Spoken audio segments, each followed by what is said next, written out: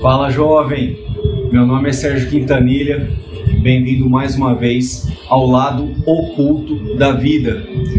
E como vocês devem ter percebido, hoje eu vou falar desse livro aqui, ó, Tratado Elementar de Magia Prática, do Papi, e esclarecer algumas dúvidas que alguns inscritos têm aí, tentar elucidar alguma coisa, né, falar bastante a respeito do livro e já deixar o gancho para esse aqui, ó, Liberaba, do Aleister Crowley, que eu pretendo gravar ainda esse mês na sequência depois do Tratado Elementar aqui. A gente vai falar um pouco a respeito desses três livros aqui, né? Eu já estou fazendo o terceiro vídeo, né? Já fiz da Cabala e já fiz do Tratado Elementar de Ciências Ocultas. E a primeira dúvida que surge é a seguinte: o que tem a ver esses dois livros, né? O Tratado Elementar de Ciências Ocultas e o Tratado Elementar de Magia Prática?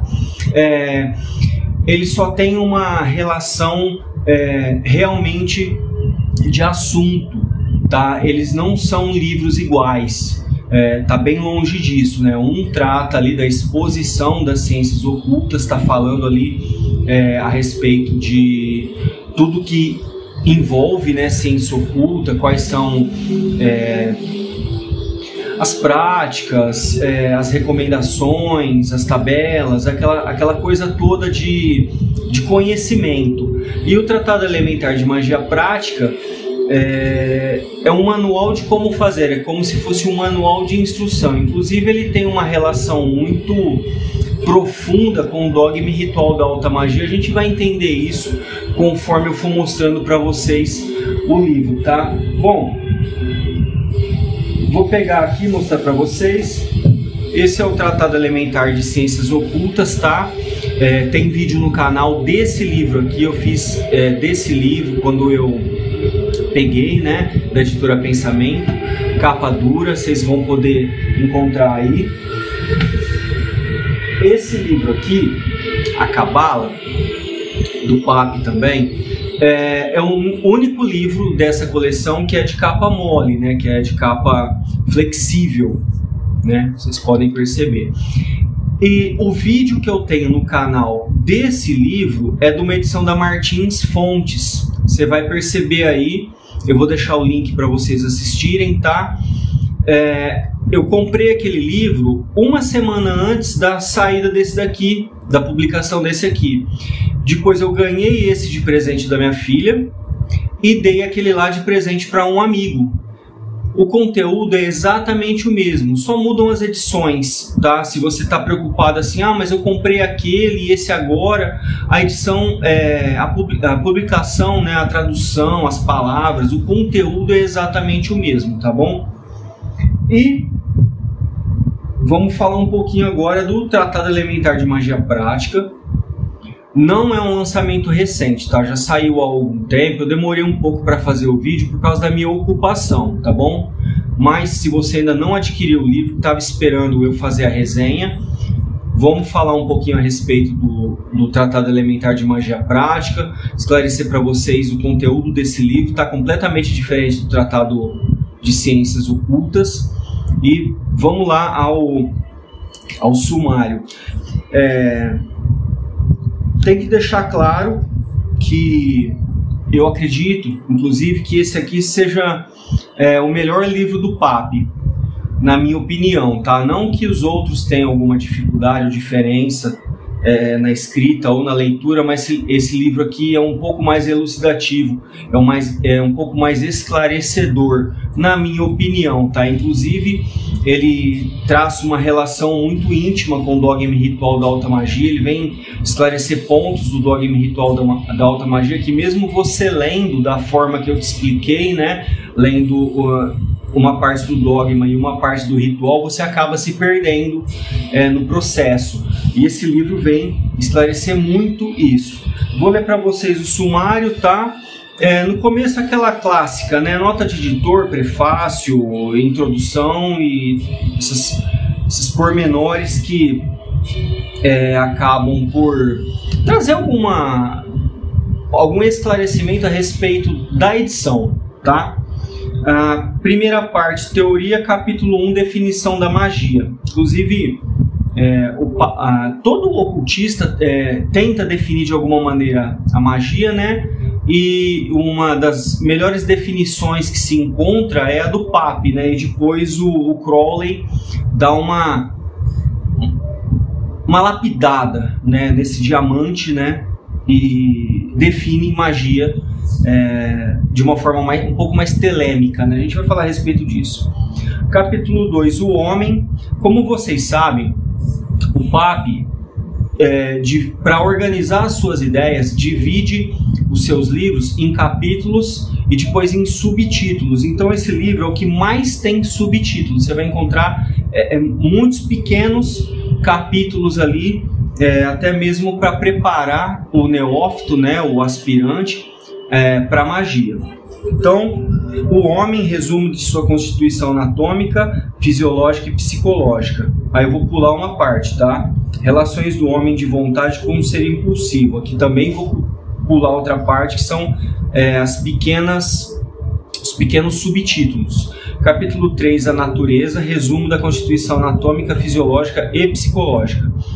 Capítulo 4, o arquétipo. Aí a segunda parte, realização. Vou ler apenas os capítulos, tá bom? Capítulo 5, realização do homem. Capítulo 6, da meditação. Capítulo 7, realização da vontade. Capítulo 8, realização da natureza. Capítulo 9, influência dos planetas nos 3 reinos da natureza. Aí depois, capítulo 10, resumo de astrologia cabalística. Você encontra muito disso aqui no Cabala, tá? Então, se você ainda não comprou esse livro por algum motivo, se você acredita que esse livro não está correlacionado com a Cabala oculta, né, ou a Cabala esotérica, é um ledo engano. Esse livro aqui, na minha opinião, é um dos melhores, juntamente com a Cabala mística da John Fortune, para orientação dessa Cabala esotérica que a gente precisa pra caramba para a realização da magia, tá bom? Terceira parte, adaptação, imantar. Capítulo 12, concentrar. Capítulo 13, irradiar. Capítulo 14, o magista e o microcosmo. Capítulo 15, o magista e o macrocosmo. Já falamos a respeito disso, né? O interior e o exterior de todas as coisas. Capítulo 16, a medicina hermética. Isso aqui para lembrar, inclusive, que Pape era um médico, tá? Então ele era um cientista no verdadeiro sentido da palavra, né? No sentido erudito da palavra. Ele era um cientista, um médico, e também era um cientista do oculto, né? Um ocultista aí, um praticante da alta magia. Capítulo 17, síntese da adaptação, conclusão. Aí apêndice, a cerimônia mágica, um grimório de feiticeiro e a defesa contra os feitiços de evultamento. Aí pequeno dicionário de magia. São 527 páginas de capa a capa, tá bom? Vou mostrar um pouquinho a parte interna para vocês. Livro sempre de alta qualidade, né, da editora Pensamento. Sempre bom lembrar aí que os livros da Pensamento são excelentes, de uma qualidade impressionante, né? Não só no material, mas também no tamanho das letras, né? Na edição como um todo. Eu gosto muito. Que Apolônio de Tiana, eu não sei se eu falei para vocês, mas ele também foi um pensador, um livre pensador aí, e que publicou um livro bastante interessante. Acho que eu já até falei para vocês. Aqui você encontra uma pequena parte também esclarecendo as clavículas de Salomão. Você vai achar bastante coisa aqui de dogma e ritual da alta magia e também das clavículas de Salomão. Eu deixei aqui uma parte marcada, que é o capítulo 17, síntese da adaptação e a grande operação. Só que ele está falando a respeito da grande obra, né, da realização da grande obra, do Sanctum Regnum, né? Ou talvez aí para quem prefere, né, o ritual do Santo Anjo Guardião, o ritual de Abramelin, ele está esclarecendo bastante coisa a respeito disso. E já dando entrada aqui nas clavículas, né? Discurso de Salomão a Roboão. Quem tem as clavículas já sabe do que se trata essas palavras aqui, esse discurso, esses ensinamentos. Aqui, pessoal.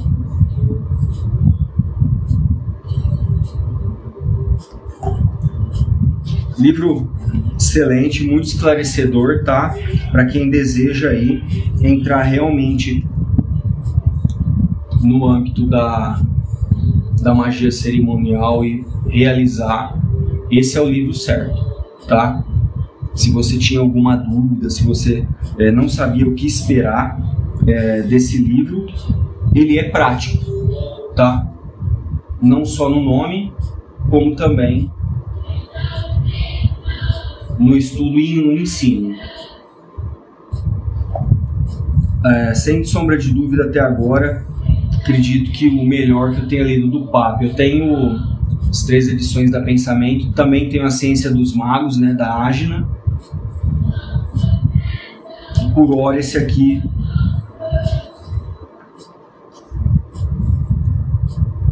aqui se encontram os selos, né? Você tem nas clavículas, mas ele colocou também, né, nos livros dele. Você vai encontrar também algumas coisas aqui. Inclusive, ele coloca algumas orações em hebraico e latim, mas eu recomendo que, se você for fazer algum tipo de conjuração, faça na sua língua, português, ou você que está me assistindo de outro país aí, em espanhol, em inglês, faça na sua língua, entenda o que você está falando, né, para que você seja claro, para que você seja inteligível, tá? Que ele está falando de algumas experiências mágicas de grupos, né, que ele participava, né? Lembrando que ele também era um maçom, né? E nessa época a maçonaria era um pouco mais esotérica, pouquinha coisa do que ela é hoje, e muito mais voltada, né, para esse tipo de estudo, um pouco mais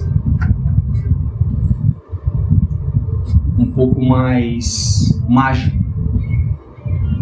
Livro muito bom, muito interessante. Apêndice no final, tá? Para você entender alguns conceitos aí que são aplicados e mostrados.